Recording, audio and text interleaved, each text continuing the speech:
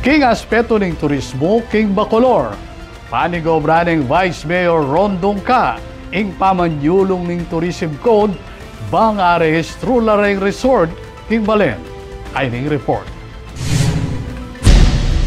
Lalam ning susubong nga Municipal Tourism Code, aamuyot na lang Bacolor Vice Mayor Ron Dongka, reng makibanding resort na irehistro reng karelang negosyo, bang asiguradong masalesing regulasyon at igit kingega na gana ing kaligtasan dareng bisitang darayo keti.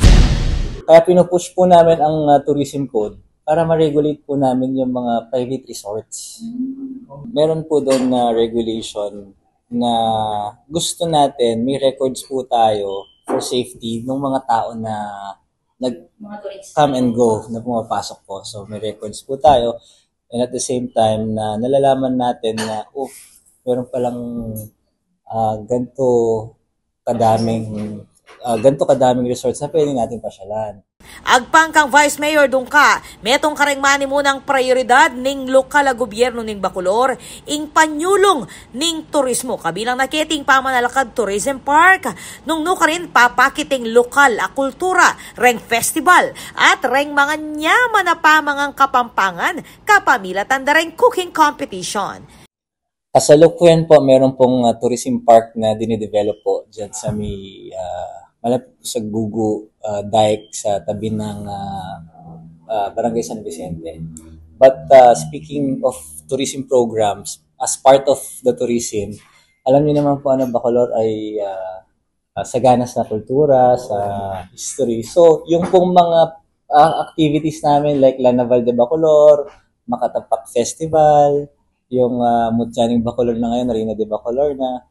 So, tuloy-tuloy po yan. Kaya be mo naman kay karelang inisyatiba ing pamakipag-ugnayan ng LGU, King Pampanga State University o yung dating Don Honorio Ventura State University o DABSU para king pamagpatibe na rin programang pang-edukasyon at pang-turismo. Nakikipag-tie up po ang munisipyo sa DABSU sa mga estudyante kung ano pa po ang mga pwedeng i-develop when it comes to tourism.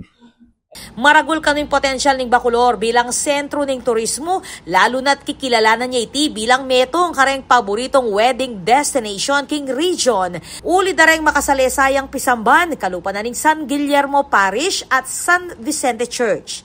Kaugnay na niti, makipag-ugnayan niya naman ning Bacolor kareng pribadong sektor, kalupa dareng Airbnb at kareng makibanding private villas, bang apasik nangan pa ing karanasan dareng turista. King panalwima niyaw siya Dongka king gustong pa magrehistro dareng negosyo. Emo para king pamanuki king batas, nune para muring king kaligtasan at king balaw sa progreso ng industriya ng turismo king Bacolor. Para po makita ng mga Kapampangan and at the same time, hindi lang po buong ng Pampanga, pati po ng buong Pilipinas na meron po palang mga resorts na ganito sa Bacolor. Ako po, Patricia Mamangon para King News Force Pampanga. Balitang tutuking Balen, susuyo.